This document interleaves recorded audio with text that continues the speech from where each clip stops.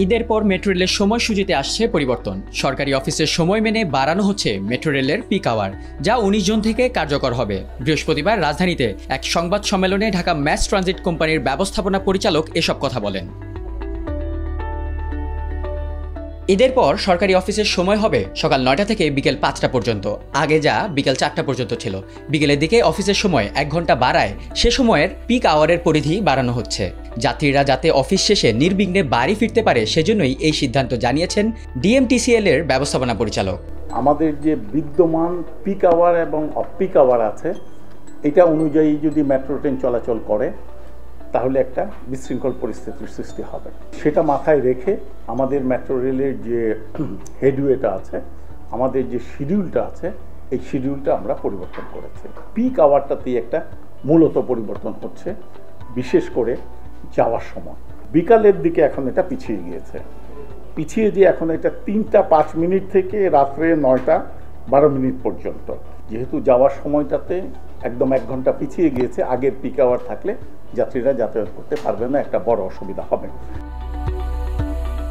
তিনি জানান, কুরবানির ঈদের দিন মেট্রো সেবা বন্ধ থাকবে। মেট্রোতে পশুর চামড়া কিংবা মাংস বহন করা যাবে না। অন্যান্য রেস্ট্রিকশন যেগুলো আগে ছিল সেই রেস্ট্রিকশনগুলো থাকবে। তার সাথে আমরা নতুন একটা রেস্ট্রিকশন অন্তর্ভুক্ত করেছি। এই নতুন রেস্ট্রিকশন হলো যে ঈদুল আজহা উপলক্ষে কুরবানির পশুর চামড়া, তারপরে এটা কুরবানির ছোট পশুও হতে পারে, তার সাথে সাথে কাঁচা মাংস অথবা রান্না করা মাংস, এগুলি বহন করা যাবে না। মেট্রো রেলের ভাড়ার ওপর ভ্যাট আরোপ হচ্ছে কিনা জানতে চাইলে তিনি বলেন, ভ্যাট বসছে কিনা 30 জুন বাজেট পাশের পরেই সেটি পরিষ্কার হবে। তবে তারা রাজস্ব বোর্ডের কাছে ভ্যাট না বসানোর আবেদন করেছেন। ভ্যাট মওকুফের জন্য আমরা ডিএমটিসিএল থেকে আমরা একটা লিখেছিলাম চিঠি।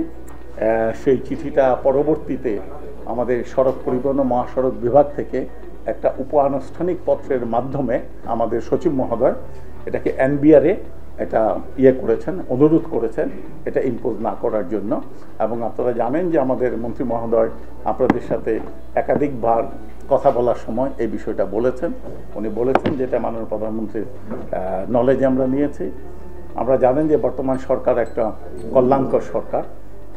আমরা আশা করি এবং প্রত্যাশা করি সদস্যের সরকার হয়তো যাত্রীদের দিকে খেয়াল রাখবেন। এবং আপনারা সবাই জানেন যে ভ্যাটটা যিনি এটার উপকার ভোগ করেন তাকেই বহন করতে হয়। তো আমরাও এটার পিছনে পারসুয়েশন করে যাচ্ছি। তবে যদি ভ্যাট বসে সেটি আদায়ে সব ধরনের প্রস্তুতি তাদের রয়েছে বলে জানিয়েছেন এই কর্মকর্তা।